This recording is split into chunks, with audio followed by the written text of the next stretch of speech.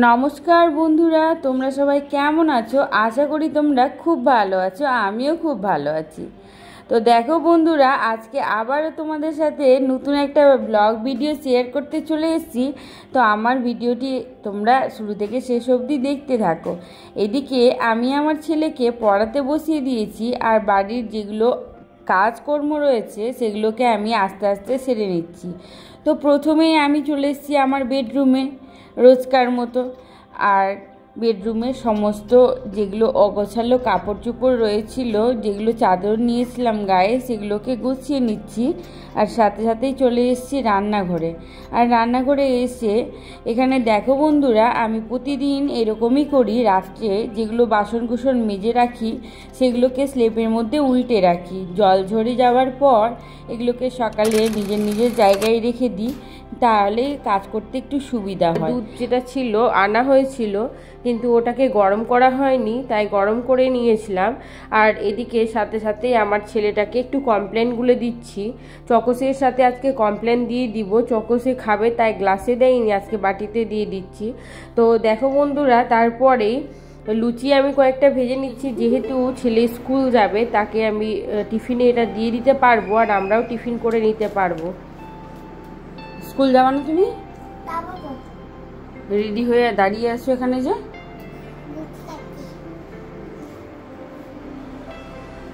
কি বলছো?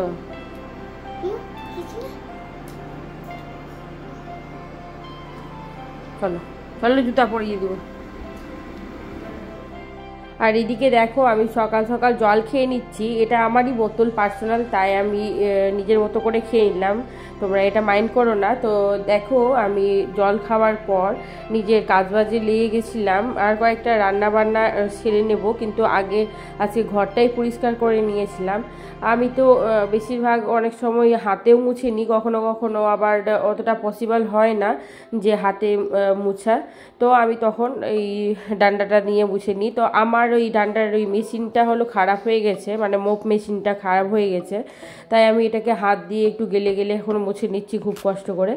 আর এদিকে আমার বান্ধবী ফোন করলো যে ও আসবে নাকি, দেখতে পারবে তোমরা যে ও আসবে, তাই আমি হাউস কোটটা পরে নিচ্ছি। তো দেখো, ও চলে এসছে। তো এটা আমার বান্ধবী, মানে আমার শ্বশুরবাড়ির এখানকারই আমার বান্ধবী। তো ওর সাথে একটু কথা বললাম, একটু মনটা ফ্রেশ হয়ে গেছিলো। তো তোমাদের কাদের কাদের বান্ধবীদের সাথে সময় কাটাতে ভালো লাগে সেটা অবশ্যই জানাবে। তো আমার তো খুব ভালো লাগে। এর সাথে মোটামুটি আমার সেই দিন আধা ঘন্টার মতো গল্প সল্প করলাম, তারপরে তো চলে গেল।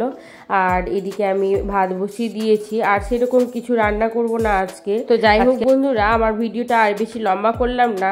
পরবর্তী সময় আবার একটা নতুন ভিডিও বা ব্লগ নিয়ে তোমাদের সাথে দেখা হবে। তো ততক্ষণ তোমরা অবশ্যই সুস্থ থাকো, ভালো থাকো।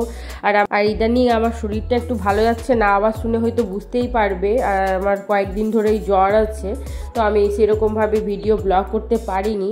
তো যাই হোক, আজকে 3-4 দিন পর চেষ্টা করছি যে একটু ভয়েস ওভার দিয়ে একটু তোমাদের সাথে ভিডিও শেয়ার করার। আর অবশ্যই সকলে নিজের ভিডিওতে লাইক কমেন্ট শেয়ার করার জন্য বলে, কিন্তু ইদানিং কয়েকজন কমেন্ট করেছিলে যে লাইক কমেন্ট শেয়ার না বলে সরাসরি টাকা চেয়ে নিতে পারে। কিন্তু না বন্ধুরা, টাকাই সব থেকে বড় ব্যাপার না। মানুষ কষ্ট করে টাকার জন্য অবশ্যই, কিন্তু নিজের কষ্টতে সবাইকে পাশে রাখতে চাই, কিন্তু ওরকমভাবে তো কারো কাছ থেকে টাকা চাওয়া যায় না, ওটা তো পসিবল না, কেউ দেবে না।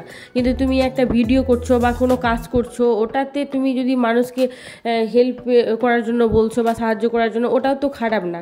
তো অনেকজনের অনেক রকম কথা আছে, তো ওইসব কথা কানে দিতে গেলে তো মানুষ তাহলে কিছুতেই আগাতে পারবে না। তো যাই হোক, আমি এইরকমভাবেই চেষ্টা করছি। আর যদি তোমাদের ভালো লাগে তো অবশ্যই লাইক করবে।